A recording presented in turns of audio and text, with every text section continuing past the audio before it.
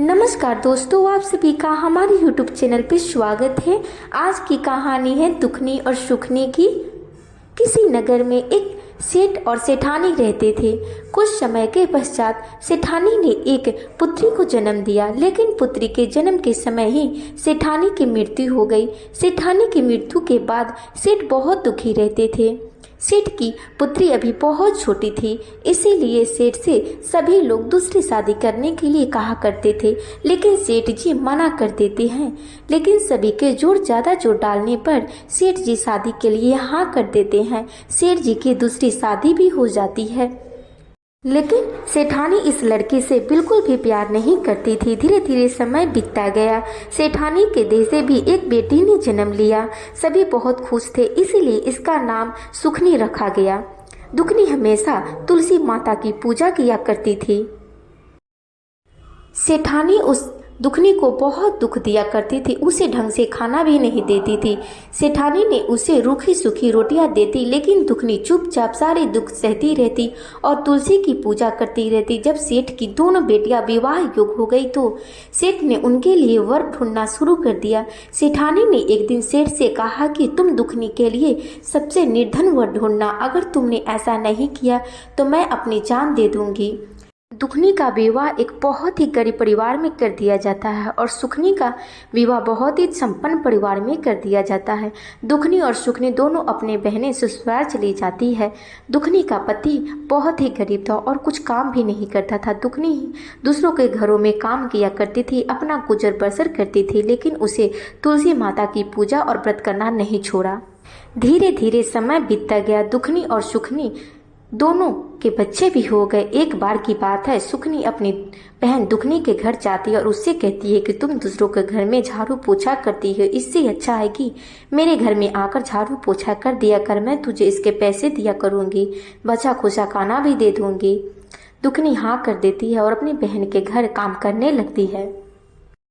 उसकी बहन उसे बासी खाना दिया करती थी। दुखनी अपने बच्चों को लाकर खिला देती थी। एक बार की बात है, दिवाली का त्यौहार आया तो सबके घर में पकवान बन रहे थे, तो दुखनी के बच्चे अपनी माँ से कहा कि माँ हमें अच्छा खाना खाना है। दुखनी ने बोली, बेटा मैं क्या करूँ, कहाँ से लाऊं अच्छा खाना, तुम्हारे पिता कुछ करते नहीं हैं। तब बच्चों ने कहा मौसी के घर से ले आना।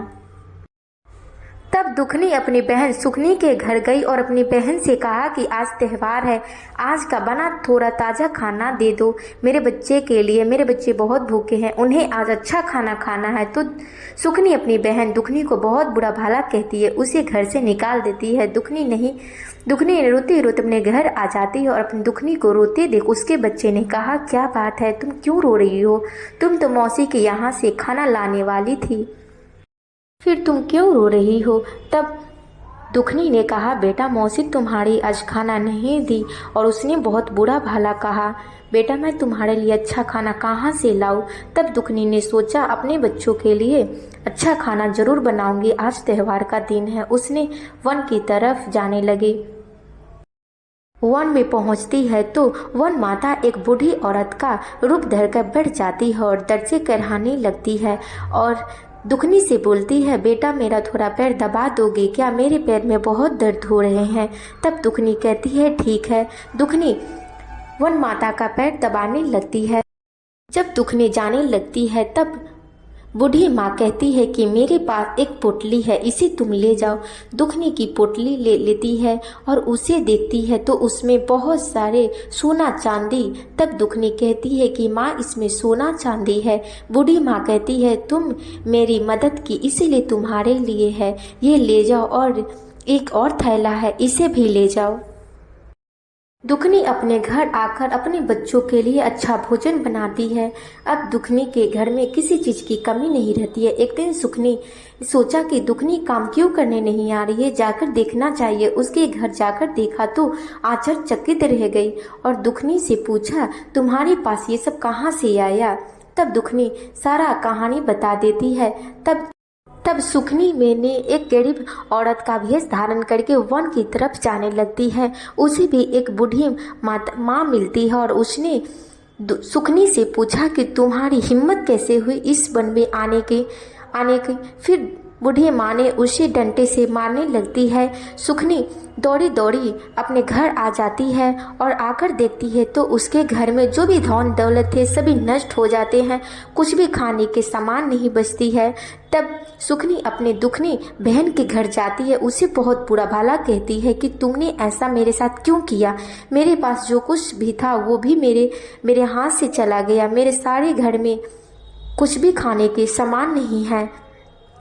तब तुलसी माँ प्रकट हो जाती है और कहती है कि इसमें दुखनी का कोई दोष नहीं है। तुम बहुत ही घमंडी थी और धनवान होते हुए भी एक गरीब का रूप धरकर वन में गए, इसलिए वही सती माता ने ये तुम्हारा सारा धन नष्ट कर दिया। तुमने धन का लालच किया जिसकी वजह से वह सब कुछ हुआ।